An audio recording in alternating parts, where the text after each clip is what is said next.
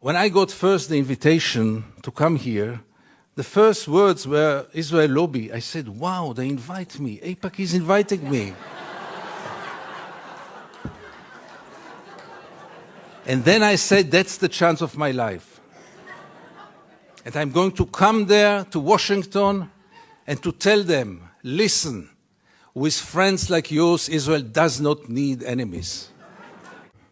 I think that we are dealing with a corrupting friendship. I think that if it wouldn't be the Israel lobby, Israel would have been today a better place to live in. Israel would have been a more just place.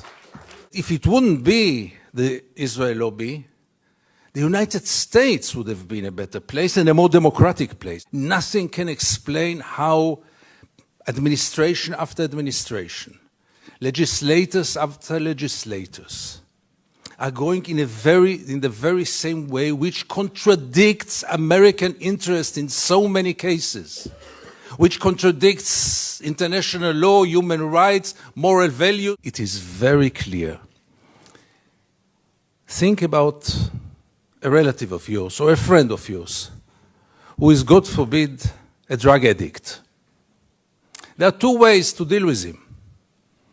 One is to supply him with money and he will go and buy more drugs. He will be very grateful to you. He will appreciate you. He will tell you, you love me, you are my friend, you are my best friend. The other way is to send him to a rehabilitation center. He will be so mad at you. But what is real care? And what is real love? And what is real friendship? And does anyone in this hall have the slightest doubt that Israel is occupation addicted? And reality is that there is no chance for a change from within the Israeli society. The Israeli society had surrounded itself with shields, with walls, not only physical walls, but also mental walls. The only hope is for an international intervention from Washington, from the United States, from the EU, because the Israeli society is by far today too brainwashed. And Israel, let's face it, is a society which lives in denial, totally disconnected with reality. Would it be a private person? I would recommend either medications or hospitalization, because people who lose connection with reality might be very dangerous, either to themselves or to society. Three principles which enable us Israelis to live so easily with this brutal reality.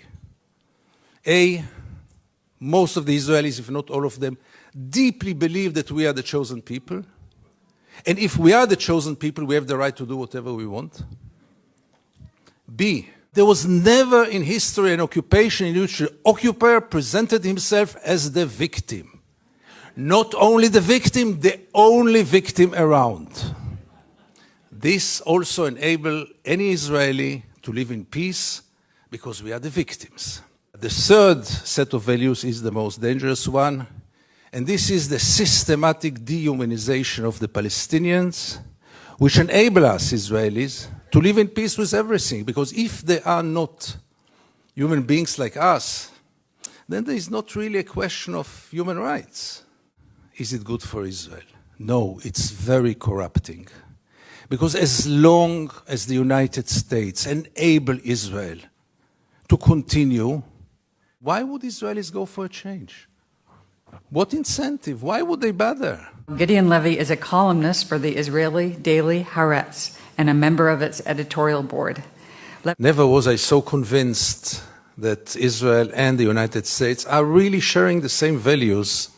By the end of the day, we are dealing with two regimes which are very, very similar, with two regimes that have very little to do with democracy. By the late 80s, when I started to travel to the occupied territories as a journalist, when I realized that the biggest drama of Israel is taking place half an hour away from our homes, in our dark backyard, has almost no one to be interested in, all those crimes are taking place, and we Israelis, most of us, if not all of us, do not want to know, do not know, and above all, do not care. And it took me many, many years to understand how come. How come that this society lives for so many years with this drama in its backyard and feels so good about itself and has so little moral doubts, if at all? How is it possible? How is it possible that most of the Israelis are deeply convinced that the IDF is the most moral army in the world? Try to tell an Israeli, and I tried it once or twice, you know what, maybe it's the second moral army in the world. Maybe the army of Luxembourg is more moral. I don't know if Luxembourg has an army at all. They will be deeply offended. How can you dare? How come that when this reality is taking place so close to our homes, how come that we live in peace with it, that we continue with it, that there is no resistance, almost nothing? Can it be only this small group, as powerful as it is? Is it the full explanation? And the Israeli society lost connection with reality. It lost connection with the reality in its backyard. It's totally lost connection with the international environment. Really to believe that 5 million Jews know better than 6 billion people of the world? Really believe that 5 million Jews will be able to continue to live on their sword forever? Is there one example in history in which any country lived on its sword forever?